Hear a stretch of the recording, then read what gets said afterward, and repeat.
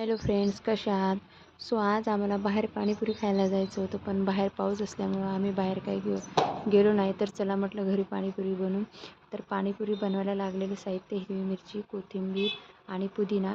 हे 3 वस्तू आपण मिक्सरमधून पूर्ण काढून घ्यायचे धुवून, आणि त्याच्यामध्ये पाणी वगैरे टाकून घ्यायचं. पूर्ण गाळ निघून जातं. ते पाणी गाळल्यानंतर ते आपण पुरणाची चाळणी असते, त्या पुरणाच्या चाळणीनं गाळून घ्यायचं. आणि साईडला मी चिंचेचं पाणी काढलं होतं. तर चिंचेचं पाणी काढल्यानंतर त्याच्यावरचं जे वरचं चिंच वगैरे असतं ते काढून घ्यायच्या, आणि हाताने किंवा चमच्याने चुरगळून त्याचं पूर्ण पाणी काढून घ्यायचं. साईडला मी मार्केटमधून आणलेल्या पाणीपुरी पॉकेट ते पूर्ण मी तळून घेतल्या.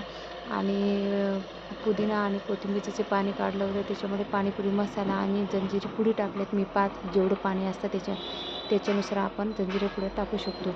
आणि जे चिंचेचं पाणी काढलं होतं मी साईडला, त्याच्यामध्ये मी गूळ पूर्ण चुरा करून टाकला आणि मिक्स पूर्ण करून घेतला. आणि साईडला तडका ठेवायला पातेलं ठेवून त्याच्यामध्ये जिरं मोहरीचा तडका दिला. लगेच तेवढ्यात पाहुणे आले, त्याच्यामुळे थोडंसं आमचं जळालं.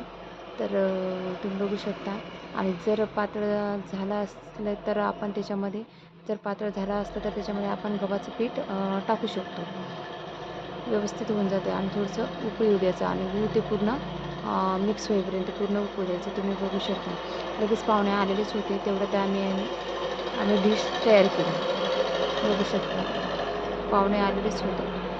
डिश तयार केल्यानंतर पूर्ण घाईगडबडीत आम्ही ते पाहुण्यांना डिश दिली. तर व्हिडिओ आवडला असेल तर लाईक करा आणि सबस्क्राईब करा.